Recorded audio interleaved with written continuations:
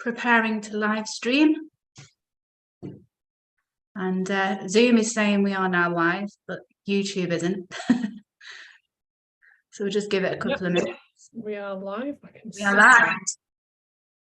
Right, this is where I need to mute. There we go, it's muted. Hi, everybody. We have Three Pentacles. This is our second live YouTube. And if you're with us, make sure you say hello. I'm Rebecca, and I'll let Claire and Sharon introduce themselves. Hi, I'm Claire. And I'm Sharon. So I'm gonna take it away with this one, and we'll all share what our thoughts are on it. So we've decided to sort of share some themes that have been coming up, and themes that have come up for other people that have shared with us. So if you do catch us live, please do pop in the comments, let us know that you're here. We are sort of trying to watch on the other devices. But yeah, get involved. It's not just about us three chatting here, but we'd love to get your thoughts on this as well. So this week, we're talking all about competition in business. And I think because I have spent we all have spent the majority of our careers in the corporate background, and especially in marketing, and my background is in marketing roles, I have spent a lot of my years in business looking at competitors for market research and, seeing the competitors as, the things to be wary of, and, with things like SWOT analysis where you've got like strengths and weaknesses and threats and things, and like it can be so demonized in a way, and the word competitor can just seem so, I don't know, like so harsh. I think when you start your own business, and obviously we do have so many people all around us when we get into what we're doing, we can start to compare, and like we can see people who may be doing a similar thing to us, like as competitors, or at least this is my experience. Sorry, I will own my experience. My experience is when I started building my own business, I then got swept away with looking at other people and being like, oh my God, like look at them, da da da. So I guess this is about comparison as well as competition.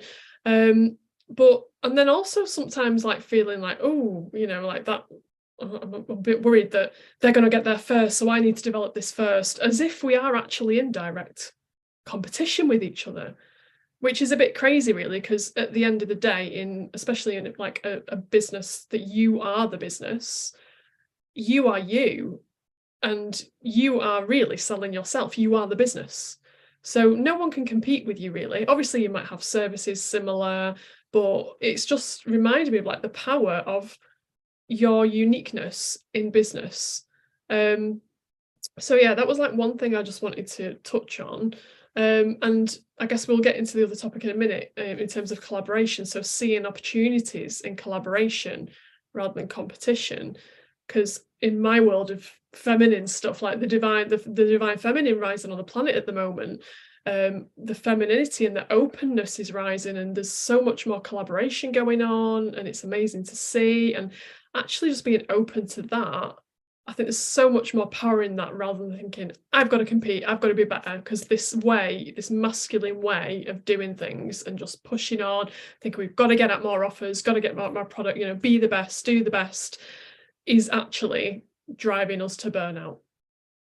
So actually being open and asking for help and collaboration, I think, will strengthen businesses, not just spiritual businesses, but businesses that people are building, will be for the benefit, not just for you, but for people in general, for the people we're trying to reach, for the uprising on the balance of the world, the whole bloody world. That is my rant about competition versus collaboration. That makes sense what you're saying.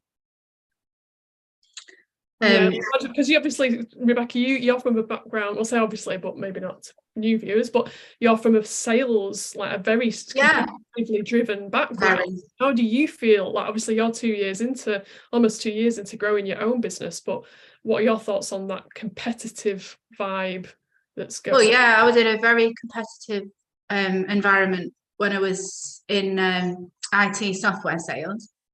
Like I just even remember sitting in the, and I am rather competitive. My family will tell you that. And that, I think that's how I managed to climb in my career so quickly in the 15-year career that I had. And I do enjoy competition. It makes me motivated. But I really don't think there's a place for it, or I've even thought about it when I moved into my spiritual life business. I don't even think about competing with other people because it just doesn't fit into spirituality. Like, it doesn't even cross my mind that, oh, I've got to like do better than Claire and Sharon today. It did obviously in sales, because you want to be the one. I mean, it's not like a horrible competitiveness that we had in sales, and whoever was top of the leaderboard in the sales meeting, like everybody was happy for that person. It was like a camaraderie, if you could say it like that. And it's needed in sales. Competition is needed in sales. You need motivated salespeople to bring in the money. I guess where you could say it comes in slightly in the spiritual business that I'm in at the moment is, as you said, comparison. So I do tend to compare myself to like particularly other spiritual life coaches, like the ones who turn up all glam on their Instagram posts. Their hair's just been blow dried and they've got all the beige clothes on, and I turn up in, no makeup dog walking clothes. And I used to think, like, who would book with me if we were like both in front of somebody. But now, after feedback from my clients, it's not about the way that you look. It's other qualities that matter more than, visually how you look. Like, people love to work with me because of my honesty and my compassion that I have for people. And the way that you look is kind of bypassed with that kind of thing. So comparison's a thing. It's not just in looks. I guess I compare myself to people who seem to consistently post amazing content. And I'm like, I'm going through a phase where I'm struggling to post because there's so much going on with the traveling. And I'm like, and then I don't know if you two are the same. You have this little voice in the back of your head. You should be posting something. You're gonna, your clients are waiting for you to post something, which is absolute bullshit. If you asked your clients if they noticed that you were posting less, am I allowed to swear on this? Not with Aviana there, sorry. If you said, did you notice, like in February, I did 3 less posts than I normally did, none of them would notice. And it's just that little voice that we need to blooming ignore at the back of our heads when it comes to that. But I've noticed, like, Claire, you're doing really good posts on YouTube and LinkedIn with really quirky things in them. They're brilliant, and I'm thinking, oh, that's really good. Obviously, your background. This is my job. Even me, who like does it as a job, is still in that comparison mode, But as well, it's about that sort of imperfect action, messy action as well, just to play. And I think the power as well, if we come back to like collaboration on social media, so LinkedIn is actually a great chat. I'm loving it because it's a great community vibe. Like, for me it is. And like when you get chatting to people and then you can involve them in the conversation, it's in the freelance community or like the copywriting community that I'm in now, everyone's so helpful. Everyone wants to basically look out for each other, because we're not a team anymore. Like, we're a team of one, and then that collaboration and that support is so important. So that there is benefits to that, of like being that solo business owner, because if you do find those communities and those tribes, and kind of like us three, like we have little collaborations or like can bat ideas off each other, it's just so important when you're growing your business. Yeah. Totally. I remember when I started my Instagram page and I was looking for all the Reiki people I could find and all the crystal sellers, and thinking, right, I'm just doing it for inspiration. I just want to know like how other people are doing it. And then I was overwhelmed because these were accounts, some of these accounts had been going for a few years and they were well established and they had good followings, and like the crystals they were selling were amazing and beautiful. And I was like, oh my God, just don't even have the finances to like have that stock at the moment. And I had to just remind myself, like, I got to do it my way. It has to be organic. I'm not, my Reiki abilities are different to other people's. And it's fine. Even with Claire's recent email, what was it about the womb and day one, and I remember like reading it, and the way it was written was amazing, and you could just hear Claire's voice like speaking to you through that email. And I was like, wow, I really need to make an effort and sit and like sort this out. I don't even have MailChimp yet, and I don't have an email list, and got this massive list of things to do. But I keep reminding myself the reason I'm doing this is for freedom and to work when I can around the kids, like not putting all that pressure on myself with deadlines and so many tasks, and then working in collaboration with other people. Like we've got that motivation and like accountability, which is for me is the main thing that I need. Is I've got my own list of things to do, and it's just having someone there that you can speak to and say like, hey, I'm thinking of doing this, and like, what do you think? Or like we've done that with Rebekah's courses. Rebekah will get an idea and then like just message in the group and say, what do you think as a course? And then we'll be like, oh yeah, you could do this and you could do that. So that's amazing. And I'm just still learning that it's okay not to have a set structured routine and deadlines. And like, I think it comes across better, like when you I sometimes don't post on Instagram for a week or two, but then when you do, it's authentic and it's real. And I don't like edit a lot of stuff. For me, it is just what I feel or how it comes out, kind of like the first or second try, and I'm done with it. Like I don't want it to be a time consuming, like someone's tired. Someone's either tired or bored of what I'm saying. But yeah, I think community and collaboration, and especially in a spiritual business, is so important, because we understand in this space that everyone is so unique, and even if you've got the same service, it's the way you are putting that out there, that your gifts are different to someone else's, like the way you speak about it, the way you understand something. And I think that's just amazing that we have that in this space where we all recognize that uniqueness. So there genuinely isn't that sense of competition, other than like what Rebekah said. I feel not competition, but like, oh God, they're doing it so brilliantly and they look amazing, and like that kind of feeling that you get within yourself. But then we're comparing like our day 2 to someone's year 2, you know what I mean? That's the crazy thing, is where we just see the surface level content, but actually, you know, like you say, some of that is some people's strengths. Some people are outsourcing it. Some people have it scheduled. Some people just love doing that and don't do anything else. They might not actually be making any money. You know what I mean? Like, you never know the backstory. So it's like that comparison. One of my favorite quotes is always, comparison is the thief of joy. Yes, I used that today with a client. I love that. And it's so true, because you can feel that contraction, you know, when the comparison comes in. So I am constantly doing little things. I'm sure your bum's the same. Like, you know, when I find myself in that contracted mode, I just shake it off, or I just like put my hand on my heart and just feel expansive and just like take a moment, get away from it, and then come back to what I want to create, because we can get so swept away with what everybody else is doing. The online busy. I just wanted to also share something that came up about this last week. So I was taking part in a little challenge for a podcast. I'm thinking of starting my own podcast. Well, I'm not thinking, I am doing my own podcast as well, because I'm crazy. But there was some advice given, or, you know, just, it wasn't like you must do this or you should do this. Obviously, everything is totally open for you to create.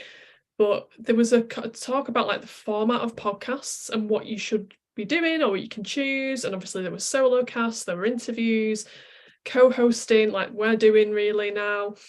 and chat about interviews was kind of much more dissuasive of it, because it was like, well, why would you bring on people who are similar to you that are potentially your audience is going to go and follow and leave you behind? And I was like, yeah, that makes sense. Like, maybe I won't do as many interviews, because like one of the big premises behind my podcast was interviews, because I want to elevate the voices of businesses, of spiritual businesses. And I listen to a lot of interviews, a lot of things like that. But then I was thinking, oh, okay, yeah, maybe I'll just do mainly solo casts and then like a feature now and again. And it didn't quite sit with me. And again, it wasn't that they were saying it was right or wrong. It was just, it was a good point to make, because there's still, obviously, you don't want to have loads of people on that are doing the same service as you, but, you know, the spiritual business is so different, or, you know, like we are not directly competing in anything. So again, it's like that, the direct competition of the service. We do have to differentiate a little bit if we do want to promote ourselves and collaborate, because there is that there. But then it was like, oh, okay, like that's sort of the old paradigm way of thinking of business to me, really, is like that, oh, well, there must be competition, you know what I mean? Like, so it really, it was a little bit of a reflection for me last week, thinking, well, how did that sit with me? Because I started to think the other way of like, oh, right, okay, I'm having no guests. I'm like, no, Claire, come on. Like, it's not, that's not really helpful. Because, you know, it's just sharing voices for me is so important. Yeah, and I always believe the universe sends the right people to you. And it's, you know, so if you were to interview like another copywriter on your channel, and one of your clients ended up to go into them, then they were meant to go to them, and then the ones that will stay with you will stay with you. Like, everything's fate, and the universe sends people to you. So yeah, that to me does feel like the old sales way of thinking, you know, like when we had competitors for the software that we're selling, and we all turned up for demos, and we were all in the reception room, and everyone's hiding the laptop so they couldn't see the software. That just reminds me of all of that kind of stuff. I was gonna say something else on, yes, when you get into comparison mode, what I like to do is remember the soul aspect of ourselves. So remembering the fact that just zooming out, this is one life in thousands of lives. We're born, we live, we die. We've all got our own unique creativeness. And then you start to see how little and silly it is that you're comparing yourself to somebody else. That just helps me when I'm comparing. Another thing that I've done is I've tried to unfollow other spiritual life coaches, because then when I see their content, it kind of paralyzes me and I can't create. So I've unfollowed the other spiritual life coaches that I follow, so it doesn't give me that comparison vibe. So they're just a couple of tips to help with when you go into that mode. I like that. I think that's such a good idea. And when I feel like I'm comparing myself, I think I did this meditation a long time ago, but I envision myself as a snowflake. Like, I'm my own snowflake, and I'm just doing my own little thing, and it's okay. And if I'm not in the mood, or I'm not creating content like that, that's not me. It's not genuine, and it's not authentic.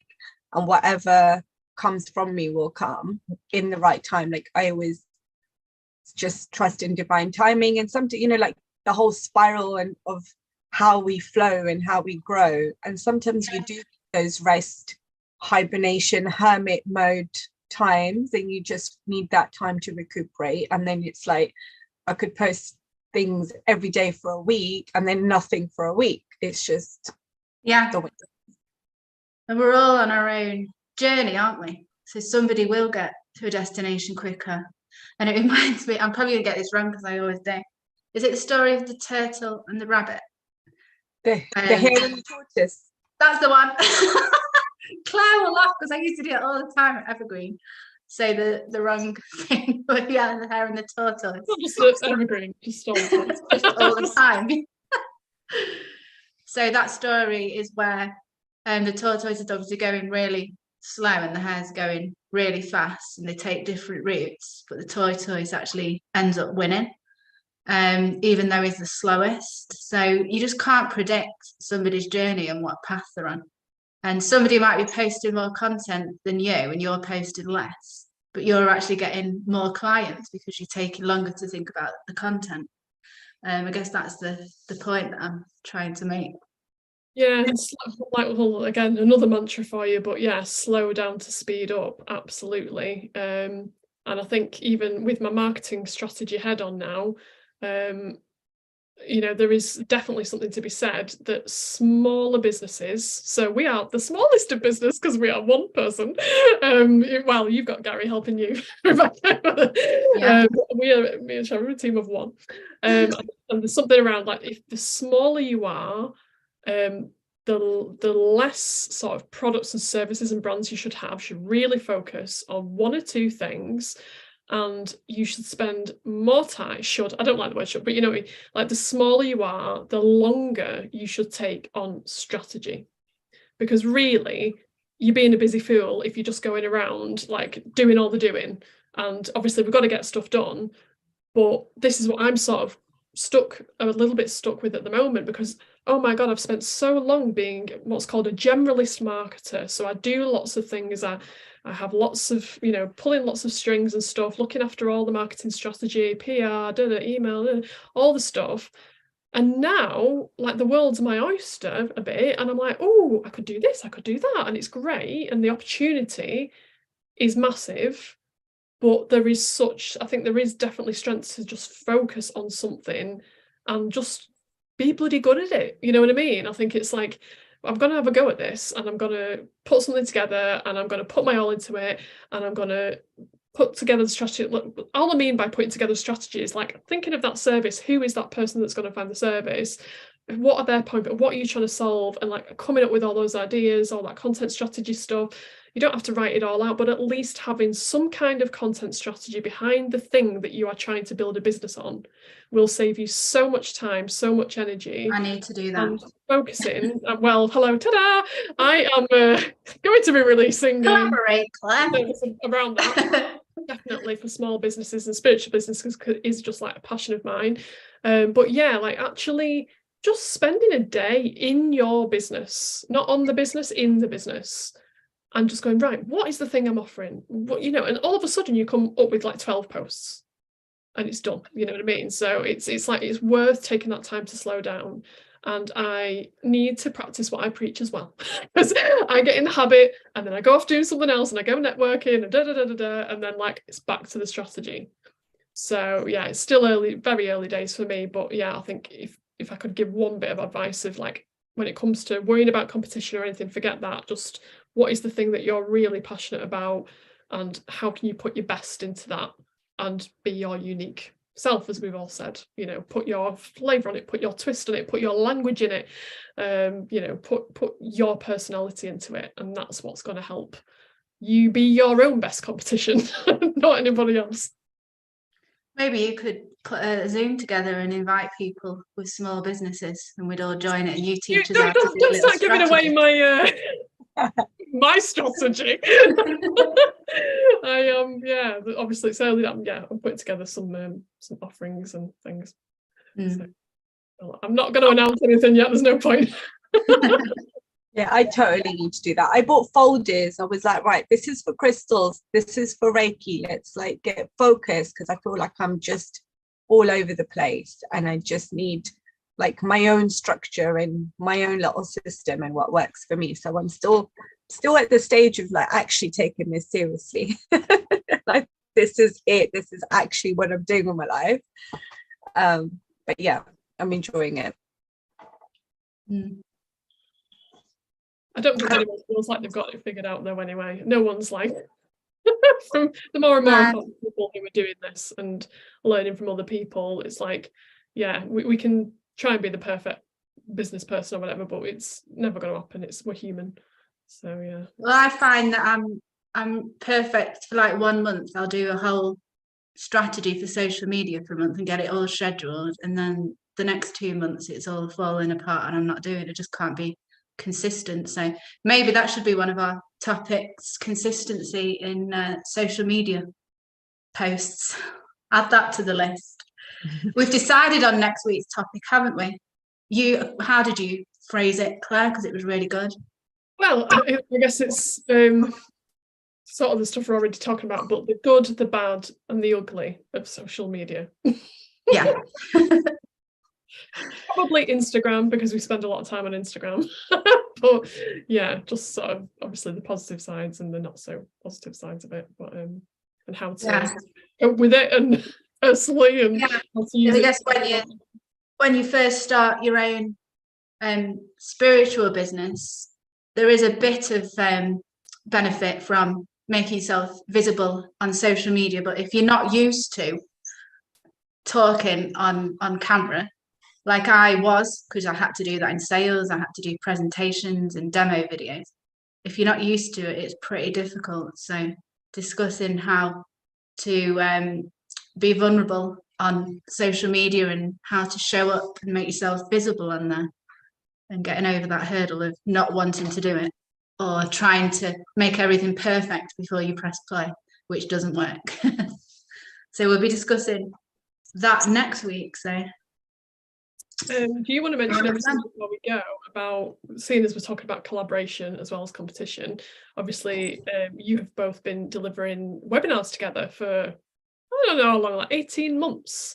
So good point, yeah. a whole load of content there as well. The recordings are available, aren't they, as well? So just thought it's worth pointing out. Come on, a bit of self-promotion. Why not? Well, as well as promoting them, the collaborations work really well, because obviously when Sharon and I come together on a webinar, we're bringing both of our client bases. And some of my clients have gone on to buy crystals from Sharon, because every webinar, Sharon puts an amazing crystal set together. So the sacred geometry one we've just done, she's put this amazing sacred geometry crystal set together. And I'm literally counting the days till I'm back in England when I can open mine. And then obviously, some of Sharon's clients have then come to me for readings. So collaborating with other spiritual business providers, particularly if you offer different things, you're obviously sharing your client base, and it works really well. I think that's my main takeaway from that. Especially in those webinars, because your meditations and like your teachings, and then like adding like the crystal knowledge into it, just makes it so different and makes it so unique, where it's not just the crystal side, and it's not just a meditation, and it's just, and like you know, you joining the webinars live, it is really interactive, and lots of people asking lots of different questions, and you really feel like you are just sitting in a room and just having a chat. It's very informal. And we're getting a core group of people join every month now, aren't we? So starting to build, like, I mean, we're on our 9th webinar, aren't we now?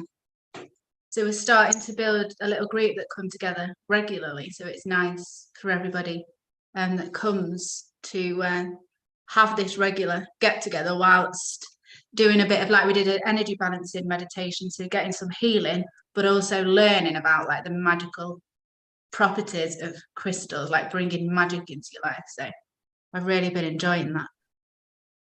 It's good for you to help you learn as well, as it's like with my cacao ceremonies that I've done. The first one I did was in collaboration with my friend Matt, because he'd been doing them for like a year.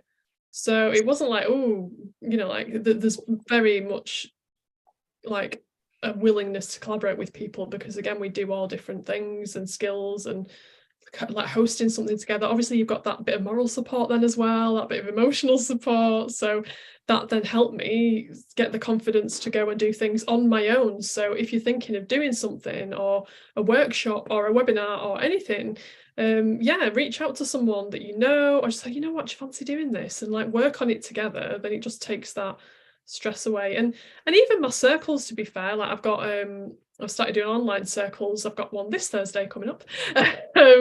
And again, even though I am doing that, so I host them solo, for me a circle is a circle. It's collaboration, it's discussion, it's sharing. Even though I'm sort of hosting it, I don't see me as like any other, you know, I'm part of the circle. And I learn so much from like people sharing in in there, because like there's things that come up and I'm like, oh god, yeah, like you see yourself in other people's reflections. So yeah, any opportunity where you can do something to not feel so lonely and just like, oh, I'm just talking to myself, like, you know, yeah. if you got a business idea or something, just I would definitely recommend trying to get either in person together or online with someone together, just to get that conversation, like start naturally, get your confidence up. You know, so having that collaborative partner and creative partner perhaps might help that initial process. And I think your circles are really powerful for that, because you've got the healing and the topic, but because it's a circle and you're talking to other, it's like an amazing place to start. Like if anyone is watching this and they're new and they've just started their spiritual business, attending like a circle, like Claire just said, just you're with like-minded people, and then you can just be open, and it's just such a safe space where you can be honest and just share things that you feel like doing or you want to do but you're not sure about, and you just receive amazing feedback. The first ever circle I did was with Claire. I think it was in lockdown or just after lockdown. I loved it. I didn't realize how much I would get out of it before I joined, but yeah, they're really good. You should go. Everyone should go. This Thursday, I'm just inviting myself on it. Yeah. Well, obviously you both come anyway for freebies. My sisters. Cool. Okay. Anything else to mention about competition or collaboration and all that else? I can't think of anything other than the fact that it is very lonely when you first start out, because in the beginning it was just me. You two hadn't left your jobs yet, so took me a while to start finding people. That's when I like found Minty May, and he had that group, and I found Alison. So I've got a tribe over there, and then obviously started finding other people through Steve Noble's amazing Starseed business networking events that are each month, which I highly encourage anybody who's watching to go and join. If you're starting your own business, they're absolutely brilliant. So found a tribe of people through that as well. No, free as well. Free too. Yeah, they didn't used to be either, and they are now. So yeah, definitely worth attending. Yeah, I remember it being very lonely when I first started out, and of course you're also thinking, what the hell am I doing? I have left a very well-paid job to talk to fairies. To hang out with the trees. Yeah. So dealing with that, as well as feeling a bit lonely, is very difficult at the beginning, which is why we set this YouTube channel up to start setting up a community to support others that are doing the same. So cool. So if that is you and you've watched this, thank you so much for joining us.